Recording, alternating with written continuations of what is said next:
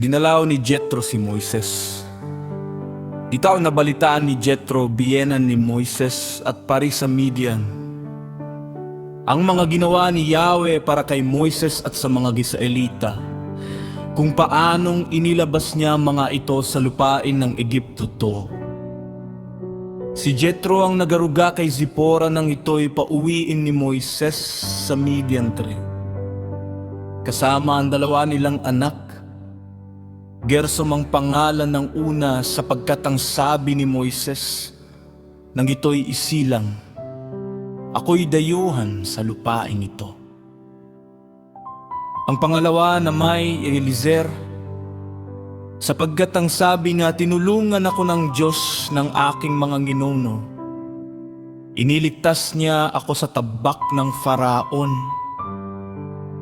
Isinama ni Jethro ang asawa ni Moises at ang dalawang anak nito at pumunta sa pinagkakampuhan ni na Moises sa ilang sa tabi ng bundok ng Diyos. Pagdating doon, ipinasabi niya kay Moises, darating ako riyan kasama ang iyong asawa at dalawang anak. Kaya't sinalubong sila ni Moises. Nabigay galang sa biyenan, niyakap ito at isinama sa kanyang tolda. Doon sila nagkumustahan at masayang nagbalitaan. Isinalaysay ni Moises ang lahat ng ginawa ni Yahweh sa Faraon at sa mga Egyptyo at kung paano iniligtas ni Yahweh ang Israelita. Natuwa si Jethro sa kabutihang ginawa sa kanila ni Yahweh at sa paglilitas nito sa kanila sa mga Egyptyo at sinabi niya, purihin si Yahweh na nagligtas sa inyo mula sa kamay ng Faraon at ng mga Egyptyo. Purihin si Yahweh na nagpalaya sa mga Israelita mula sa pagkaalipin sa Egypto. Napatunayan ko ngayon na siya ay higit sa ibang mga Diyos dahil sa ginawa niya sa mga Egyptyo na umapi sa mga Israelita.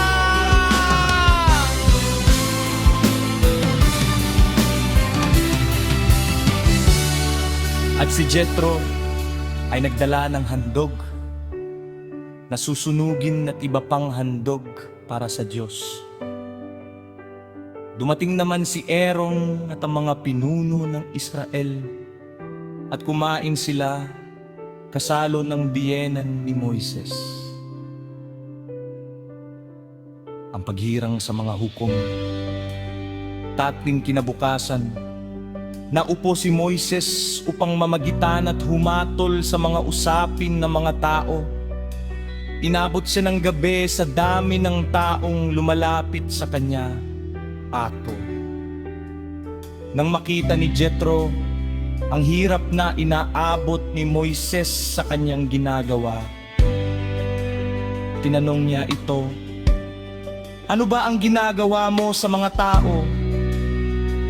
Bakit mag-isa mong ginagawa ito at ang mga tao'y maghapong nakapaligid sa iyo?